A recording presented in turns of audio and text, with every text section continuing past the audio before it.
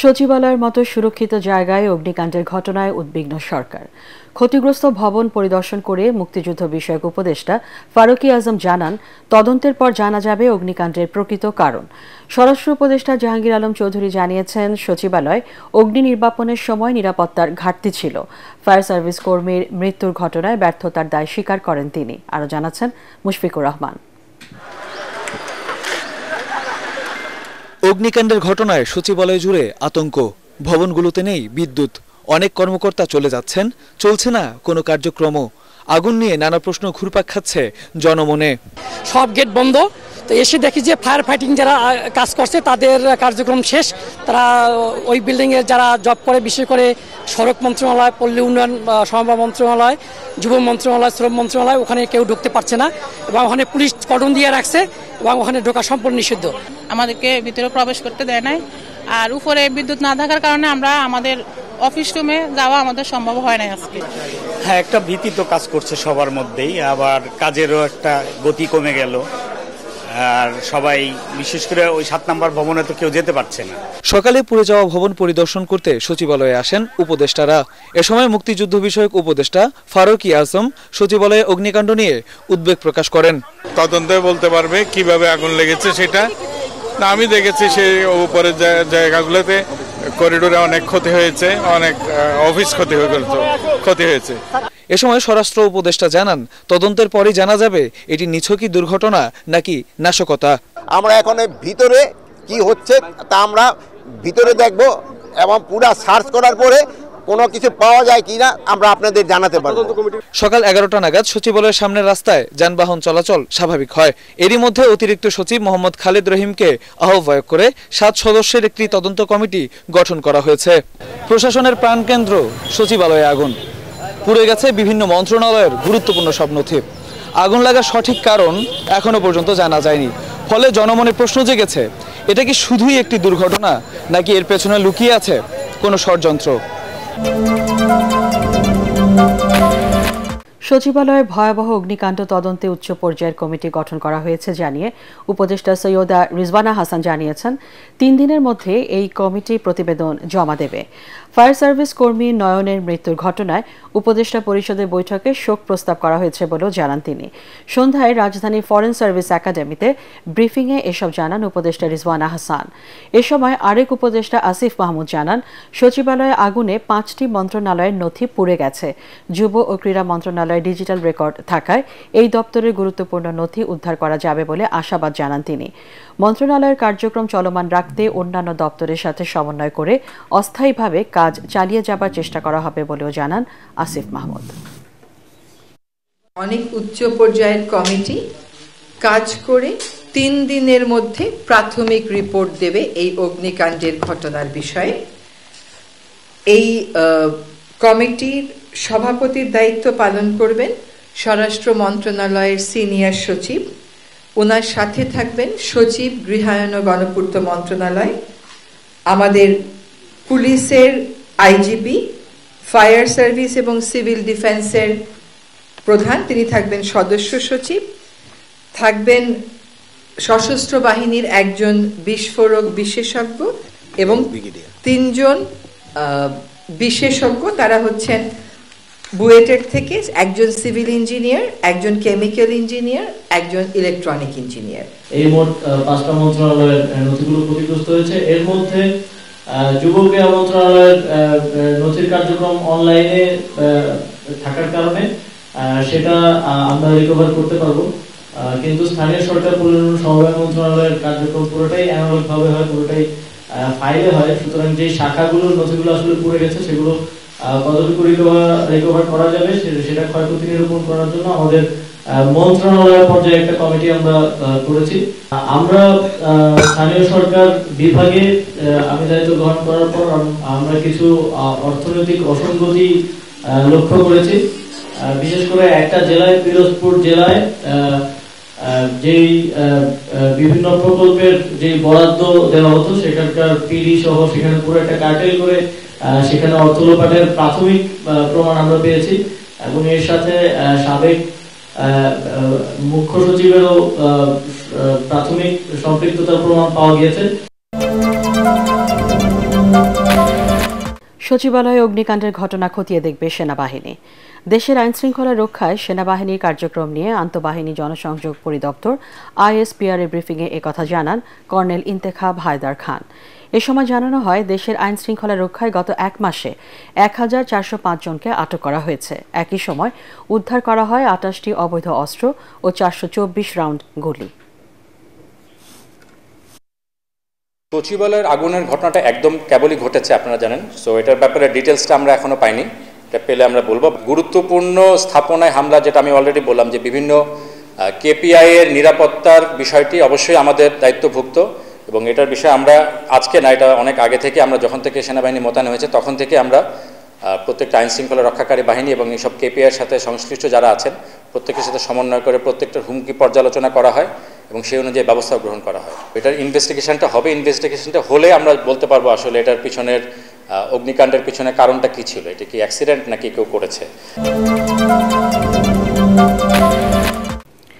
সচিবালয়ে আগুনের ঘটনায় জড়িতদের 24 ঘন্টার মধ্যে আইনের আওতায় আনার দাবি জানিয়েছেন বিএনপির সিনিয়র নেতারা। অন্তর্বর্তী সরকারের 4 মাস পরেও প্রশাসনে শেখ হাসিনার দোসররা বসে আছে বলে অভিযোগ করেন তারা। দ্রুত জাতীয় নির্বাচনের তারিখ ঘোষণার আহ্বান জানিয়ে বিএনপি নেতারা বলেন, ছাত্র নাগরিকরা রাজনৈতিক দল করতেই পারে, কিন্তু এতে রাষ্ট্রের খবরদারি থাকলে গণতান্ত্রিক পরিবেশ ব্যাহত হবে বলেও মনে করেন তারা। রিপোর্ট করছেন আদ্দিন সজীব। বাংলাদেশ সচিবালয়ে আগুন নিছক দুর্ঘটনা নাকি পরিকল্পিত, তা নিয়ে এখন প্রশ্ন জনমনে, রাজনৈতিক এবং প্রশাসনিকদের আলোচনার কেন্দ্রে। যে সচিবালয়ে রাষ্ট্রীয় গুরুত্বপূর্ণ এত নথি থাকে, সেখানে নিরাপত্তা রক্ষী থাকার পরেও কিভাবে আগুন লাগলো সে প্রশ্ন তুলে 24 ঘন্টার মধ্যেই জড়িতদের বিরুদ্ধে ব্যবস্থা নেয়ার দাবি জানিয়েছেন বিএনপি চেয়ারপারসনের উপদেষ্টা জয়নুল আবেদিন ফারুক। জাতীয় প্রেস ক্লাবের সামনে অবস্থান কর্মসূচিতে তিনি অভিযোগ করেন, শেখ হাসিনার দোসররা এখনো সচিবালয়ে বসে আছে। স্বরাষ্ট্র উপদেষ্টার কাছে আজকের মধ্যেই জানতে চাই, এখনো কেন যারা আগুনের সাথে সম্পৃক্ত তাদেরকে গ্রেপ্তারের আইনের আওতায় আনা হলো না। এই 4 মাস অতিবাহিত হলো, এখনো শেখ হাসিনার দোসরেরা কি করে সচিবালয়ে বিভিন্ন মন্ত্রণালয়ে চাকরি করে। ঢাকা রিপোর্টার্স ইউনিটিতে আরেক আলোচনায় বিএনপি সিনিয়র যুগ্ম মহাসচিব রুহুল কবির রিজভী বলেন, আগুনের ঘটনা রহস্যজনক, দ্রুত সময়ের মধ্যে এর বিস্তারিত জনসম্মুখে তুলে ধরার তাগিদ দেন তিনি। Double million offer, Walton fridge কিনে পেতে পারেন 20 লক্ষ টাকা, রয়েছে কোটি কোটি টাকার নিশ্চিত উপহার। একেবারে উচ্চ পর্যায়ে নিরপেক্ষ ব্যক্তিকে দিয়ে একটা তদন্ত হওয়া উচিত, কারণ শেখ হাসিনার এবং তার দোসরদের কিছু নথি চাওয়ার পর অগ্নিকাণ্ড, এটা জনমনে বিরাট প্রশ্ন দেখা দিয়েছে। যে মানুষ যে রাজনৈতিক দল গঠন করতে চায় তারা সেইভাবে রাজনৈতিক দল গঠন করবে। এখানে কোনো নির্দেশনা, এখানে কোনো হুমকি, এখানে রাষ্ট্রের কোনো খবরদারি থাকবে না। ভারত শেখ হাসিনার মাধ্যমে বাংলাদেশকে একটি কলোনি বা উপনিবেশ বানাতে চেয়েছিল অভিযোগ করে বিএনপি নেতারা বলেন, এজন্যই পালানোর পর তাকে আশ্রয় দিয়েছে দেশটি। এ সময় বিএনপিকে নিয়ে উপদেষ্টাদের সাম্প্রতিক কথাবার্তার বিষয়ে কথা বলেন দলের স্থায়ী কমিটির সদস্য নজরুল ইসলাম খান। আমরা ইলেকশন করব, তারা কি আমাদের বিরুদ্ধে ইলেকশন করবে? তাদের প্রতিপক্ষ তো না আমাদের। প্রধান উপদেষ্টা ডক্টর মোহাম্মদ ইউনূসের সম্মান ক্ষুণ্ণ হয় এমন কথা না বলতে অন্তর্বর্তী সরকারের উপদেষ্টাদের প্রতি আহ্বান জানান বিএনপির এই সিনিয়র নেতারা। সচিবালয় অগ্নিকাণ্ডের ঘটনাকে স্পষ্ট নাশকতা হিসেবে দেখছেন সুপ্রিম কোর্ট বারের সভাপতি ব্যারিস্টার মাহবুবুদ্দিন খোকন। দুপুরে নিজ দপ্তরে ব্রিফিংয়ে তিনি বলেন, পতিত আওয়ামী লীগ সরকারের দুর্নীতির তথ্য প্রমাণ নষ্ট করতে এই নাশকতা চালানো হতে পারে। এ সময় সুপ্রিম কোর্টের রেকর্ড রুমের নিরাপত্তা নিয়েও উদ্বেগ জানান বার সভাপতি। তিনি বলেন, এখানে আগুন লাগলে লাখো মানুষ ন্যায় বিচার থেকে বঞ্চিত হবে। এছাড়া সুপ্রিম কোর্টে বিচারক নিয়োগে কমিশন গঠনের জন্য সুপ্রিম জুডিশিয়াল সার্ভিস অ্যাসোসিয়েশনের সুপারিশ অসাংবিধানিক বলেও মন্তব্য করেন তিনি। প্রতি সরকারের বিভিন্ন অপকর্মকাণ্ড হস্যের বিরোধিতা আছে, সেগুলোকে কোনো রকম সাক্ষী হিসাবে, এভিডেন্স হিসাবে যেন উপস্থাপন না করতে পারে, এই জন্য হয়তো তারা এটা করেছে। সময় বেঁধে দিয়ে তদন্ত কমিটি করতে হবে এবং এদের বিরুদ্ধে নজিরবিহীন একদম এটা মানে ধরনের একটা এক্সাম্পলারি পানিশমেন্ট ব্যবস্থা করতে হবে। সাবেক প্রধানমন্ত্রী শেখ হাসিনা ও তার বোনের ছেলে মেয়েদের নামে পূর্বাচলে প্লট জালিয়াতির অনুসন্ধানে নেমেছে দুর্নীতি দমন কমিশন। দুদক বলছে, ক্ষমতার প্রভাব খাটিয়ে এসব প্লট বরাদ্দ নেওয়া হয়েছে। এছাড়া ৩,০০০ কোটি টাকা সন্দেহজনক লেনদেনের অভিযোগে সাবেক বিদ্যুৎ প্রতিমন্ত্রী নসরুল হামিদ ও তার স্ত্রী সন্তানের বিরুদ্ধে মামলা করেছে কমিশন। আর দুদকের ইতিহাসে প্রথমবার সাবেক কমিশনার জহুরুল হকের বিরুদ্ধে দুর্নীতির অনুসন্ধানে নেমেছে সংস্থাটি। রিপোর্ট মাহবুব কবির চপলের। সাবেক প্রধানমন্ত্রী শেখ হাসিনা ও তার পরিবারের বিরুদ্ধে একের পর এক অ্যাকশনে যাচ্ছে দুদক।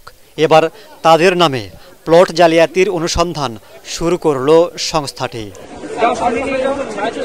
কমিশন বলছে, পূর্বাচল নতুন শহরে শেখ হাসিনা, তাঁর ছেলে সজীব ওয়াজেদ জয়, মেয়ে সাইমা ওয়াজেদ পুতুল, ছোট বোন শেখ রেহেনা, ভাগ্নে রাদওয়ান সিদ্দিক ববি, ভাগ্নি আজমিনা সিদ্দিক রূপান্তির নামে 10 কাঠা করে 6টি প্লট বরাদ্দ দেওয়া হয়েছে, যা রাজুকের নথিতে সর্বোচ্চ গোপনীয় হিসেবে রাখা হয়। অভিযোগ আছে, ক্ষমতার দাপট দেখিয়ে নিয়ম বহির্ভূতভাবে এসব প্লট বরাদ্দ নেন তারা, যার অনুসন্ধানে নেমেছে দুর্নীতি দমন কমিশন। জনাব শেখ হাসিনা সাবেক প্রধানমন্ত্রী রাজুকের ঊর্ধ্বতন কর্মকর্তাদের যোগ সাজশে নিজ নামে তার ছেলে জনাব সজীব আহমেদ ওয়াজেদ জয়, তার মেয়ে জনাব সাইমা ওয়াজেদ পুতুল, ছোট বোন শেখ রেহানা, ছোট বোনের ছেলে জনাব রেদওয়ান মুজিব সিদ্দিকী ববি এবং ছোট বোনের মেয়ে জনাব আজমিনা সিদ্দিকার নামে পূর্বাচল নতুন শহরে কূটনৈতিক জোনের 10 কাঠা করে মোট 60 কাঠা 6টি প্লট বরাদ্দ নেয়ার অভিযোগের বিষয়ে অনুসন্ধানের সিদ্ধান্ত গৃহীত হয়েছে। বিদ্যুৎ ও জ্বালানি খাত থেকে হাজার হাজার কোটি টাকা লোপাটের অভিযোগ উঠেছে সাবেক প্রতিমন্ত্রী নসরুল হামিদ বিপুর বিরুদ্ধে। তার 98টি ব্যাংক অ্যাকাউন্টে ৩,২০০ কোটি টাকা সন্দেহজনক লেনদেন ও 70 কোটি টাকার অবৈধ সম্পদের অভিযোগে স্ত্রী ছেলেসহ বিপুর বিরুদ্ধে মামলা করেছে দুদক। নসরুল হামিদ বিপু সাবেক প্রতিমন্ত্রী, বিদ্যুৎ জ্বালানি ও খনিজ সম্পদ মন্ত্রণালয়, মানি লন্ডারিং প্রতিরোধ আইন 2012 এর 4-2 এবং 4-3 ধারায় সহ দুর্নীতি প্রতিরোধ আইন 1947 এর 5-2 ধারায় আজকে এই মামলাটি রুজু করা হয়েছে। দুদকের ইতিহাসে প্রথমবারের মতো তাদের সাবেক কমিশনার জহুরুল হকের বিরুদ্ধে দুর্নীতির অনুসন্ধানে নেমেছে সংস্থাটি। আগের দিন তার পাসপোর্ট বাতিল করে বিদেশ যাত্রায় নিষেধাজ্ঞা দেওয়া হয়। জহুরুল হক বিডিআর হত্যা মামলার অন্যতম বিচারক ছিলেন। তবে দুর্নীতির অভিযোগ অস্বীকার করে হয়রানি করা হচ্ছে বলে দাবি করেন তিনি। আমিও সূর্য অনুসন্ধান করতে চাই তারা। আমার সারা জীবনে কোনো নিয়ম নাই, আপনারা জানেন। আমি ছিলাম অনেকদিন, এবং আমি এখন আমার কি অবস্থা, আমি একটা ভাড়া বাড়িতে উঠছি। আমার নিজের কোনো বাড়ি নেই, এত বড় বড় চাকরি করার পরেও সে আমার বিরুদ্ধে অভিযোগ করে দুর্নীতি দিলে হবে? হয়তো হয়রানি, আচ্ছা কি হবে বলেন। জুলাই বিপ্লবে আশুলিয়ায় হত্যার পর 6 জনের লাশ পোড়ানোর মামলায় পুলিশ কনস্টেবল মুকুল চোকদারকে গ্রেপ্তার দেখিয়ে কারাগারে পাঠিয়েছে আন্তর্জাতিক অপরাধ ট্রাইব্যুনাল। সকালে বিচারপতি গোলাম মুর্তজা মজুমদারের নেতৃত্বাধীন 3 সদস্যের ট্রাইব্যুনাল এই আদেশ দেন। ট্রাইব্যুনালের চিফ প্রসিকিউটর তাজুল ইসলাম জানিয়েছেন, এই মামলার আরেক আসামি এসআই মালেককে কিশোরগঞ্জে গ্রেপ্তার করা হয়েছে। ছাত্র জনতার আন্দোলনের সময় লাশ পোড়ানোর মামলায় সাবেক সংসদ সদস্য সাইফুল ইসলাম ও 4 পুলিশ কর্মকর্তার বিরুদ্ধে গ্রেপ্তারি পরোয়ানা জারি করেছিল ট্রাইব্যুনাল। চিফ প্রসিকিউটর আরও জানান, শেখ হাসিনার বিরুদ্ধে অভ্যুত্থানে গণহত্যার নির্দেশ দেওয়ার বিষয়টি এরই মধ্যে তদন্তে স্পষ্ট হয়েছে। জুলাই আগস্টের বাংলাদেশে সংগঠিত যে নারকীয় হত্যাযজ্ঞ এবং নারকীয় বিভৎসতা, যেটা তদানীন্তন প্রধানমন্ত্রী সহ সরকারের উচ্চপদস্থদের নির্দেশে এই পুলিশ বাহিনী সংগঠিত করেছে, তার নৃশংসতার প্রমাণ এটা। সেই নৃশংসতার সাথে সরাসরি যে ব্যক্তি জড়িত, যে ব্যক্তিবর্গ জড়িত, তার একজন হচ্ছে কনস্টেবল মুকুল চোকদার। আমরা এই তদন্ত কার্যগুলো চূড়ান্ত প্রতিবেদন, অর্থাৎ তদন্ত যে প্রতিবেদন, সেগুলোকে চূড়ান্ত করতে সক্ষম হব এবং আমরা দ্রুততম সময়ের মধ্যে আনুষ্ঠানিক বিচার প্রক্রিয়া শুরু করতে পারব। বিডিআর বিদ্রোহের ঘটনায় কোনো দেশকে এখনো চিহ্নিত করা হয়নি। তবে নির্মোহভাবে কাজ করতে চায় বিডিআর হত্যাকাণ্ডে গঠিত তদন্ত কমিশন। সকালে বিজিবি সদর দপ্তরে প্রথম বৈঠক শেষে সাংবাদিকদের এসব কথা জানান কমিশন চেয়ারম্যান অবসরপ্রাপ্ত মেজর জেনারেল আলম ফজলুর রহমান। তিনি বলেন, যারা দেশ ছেড়েছেন তাদেরকেও জিজ্ঞাসাবাদের আওতায় আনা হবে, প্রয়োজনে দেশের বাইরে প্রতিনিধি পাঠানো হবে। বিডিআর বিদ্রোহের ঘটনায় যারা ক্ষতিগ্রস্ত হয়েছে তাদের সবার বিষয়টি নিয়ে কাজ করার কথা জানান কমিশন প্রধান। বিডিআর বিদ্রোহ দেশি বিদেশি ষড়যন্ত্রের অংশ মন্তব্য করে তিনি আরও বলেন, কমিশন চেয়ারম্যানকে উপদেষ্টার মর্যাদা ও সদস্যদের আপিল বিভাগের বিচারপতির মর্যাদা দিতে সরকারকে চিঠি দেয়া হবে। এই বিডিআর বিদ্রোহ পরবর্তী সময়ে যারা নিগৃহীত হয়েছেন, নিহত হয়েছেন, বঞ্চিত হয়েছেন, সব কিছুকে আমরা নজরে নিব এবং অতীব সহমর্মিতার সাথে এবং আন্তরিকতার সাথে আমরা তাদের ক্ষতকে নিরাময় করবার চেষ্টা করব। সুষ্ঠু নির্বাচন ও দুর্বৃত্তায়ন বন্ধে কমিশনের পর্যাপ্ত ক্ষমতা প্রয়োজন বলে মনে করেন প্রধান নির্বাচন কমিশনার এএমএম নাসির উদ্দিন। এ বিষয়ে ইসির করণীয় ঠিক করতে সংস্কার কমিশনের সুপারিশের অপেক্ষায় রয়েছেন বলে জানান তিনি। সিইসি বলেন, সংস্কার প্রস্তাব পেলে তা পর্যালোচনা করে ব্যবস্থা নেওয়া হবে। তবে সংবিধান ও আইন পরিবর্তনের সময়ক্ষেপণ হলে নির্বাচনী প্রস্তুতিতেও বিলম্ব হওয়ার আশঙ্কা তার। একরামুল হক সায়েমের আরেকটি রিপোর্ট। পতিত ফ্যাসিস্ট শেখ হাসিনা সরকারের সময় টানা বিতর্কিত ভোটের ফলে ভেঙে পড়েছিল গোটা নির্বাচনী ব্যবস্থা। ত্রয়োদশ সংসদ নির্বাচন আয়োজনে এখন একদিকে চলছে নির্বাচনী ব্যবস্থা সংস্কারে অন্তর্বর্তী সরকারের প্রস্তাবনা চূড়ান্ত করার কাজ, অন্যদিকে ভোটের প্রস্তুতি শুরু করেছে নতুন নির্বাচন কমিশন। যদিও সংসদীয় পদ্ধতি বা নির্বাচনী প্রক্রিয়ায় কি পরিবর্তন হচ্ছে তা এখনও স্পষ্ট নয়, আর তা বিলম্ব হলে পুরোদমে নির্বাচনী প্রস্তুতি নিতে সমস্যা হতে পারে বলে জানালেন প্রধান নির্বাচন কমিশনার। অতীতে যে বিধি আছে, আইন হয়েছে, অনেকগুলো আইন কানুনে পরিবর্তন করা হয়েছে অতীতে 3টা কমিশন। এখন we have to fix those changes. এখন ওনারা সুপারিশ কি দেন তা জানি না, তাতে যদি আবার আইন পরিবর্তনের দরকার হয় বা বিধি পরিবর্তন, তাহলে আবার এই এক্সারসাইজটা রয়ে গেছে। আমরা অপেক্ষা করছি কেন বর্তমান বিদ্যমান অবস্থাকে অ্যাড্রেস করার জন্য কোথায় কোথায় অ্যামেন্ডমেন্ট করতে হবে এটা আমরা জানি, কিন্তু অতিরিক্ত আরো কিছু আসলে তখন আবার কোথায় কোথায় চেঞ্জ করতে হবে একসাথে করেই তো আমার তো আইনটা চেঞ্জ করে বারবার করে তো আইন চেঞ্জ করা যাবে না। দেখলাম যে বাইক্যামেরাল মানে দ্বিকক্ষ বিশিষ্ট পার্লামেন্ট, এইটা রাত্রে তো আবার মাথার মধ্যে আবার চিন্তা ঢুকে গেছে, তাহলে তো আবার আমাকে আবার প্রস্তুতি কিছুটা অ্যাডজাস্ট করে নিতে হবে। নির্বাচনের সাথে রিলেটেড যত রিফর্মস কমিশনের রিপোর্ট আসবে, like local government reforms commission, তারা কী ধরনের সুপারিশ দেয় এটাও আমরা জানি না। তারপরে কনস্টিটিউশন অ্যামেন্ডমেন্ট যেটা ডক্টর আলী রিয়াজের নেতৃত্বে যেটা করবে, এদের সুপারিশগুলো তো আমার জন্য ভেরি ভেরি রিলেভেন্ট। সিইসি জানান, সংস্কার কমিশনের প্রস্তাব পর্যালোচনা করে করণীয় ঠিক করবে কমিশন। ইসির ক্ষমতা বাড়াতে প্রয়োজনে আলাদা প্রস্তাবনা তৈরি করার কথাও জানান তিনি। নির্বাচন কমিশনকে ক্ষমতায়ন করার জন্য, এম্পাওয়ার করার জন্য, ক্ষমতা বৃদ্ধি করার জন্য যত সুপারিশ আছে আমরা উইল ওয়েলকাম। ক্ষমতা না দিলে আমি তো কাজ করা মুশকিল। সুপারিশের মধ্যে যেগুলো আমাদেরকে এম্পাওয়ার করার জন্য হবে সেগুলো আমরা মানব। প্রধান নির্বাচন কমিশনার আশা, নির্বাচন ঘনিয়ে আসতে নিরাপত্তা ব্যবস্থার আরও উন্নতি হবে। একই সাথে অতীতের মতো ডিসিএসপি সহ মাঠ প্রশাসনের কর্মচারীদের পক্ষপাতমূলক অবস্থান নেয়ার সুযোগ থাকবে না বলে দাবি তার। আগে তো একটা উপর থেকে বিশাল একটা প্রেশার ছিল তো, যে এইভাবে তোমরা ইলেকশন করে আমার দলকে জিতাইতে হবে। এখন তো সেরকম নাই।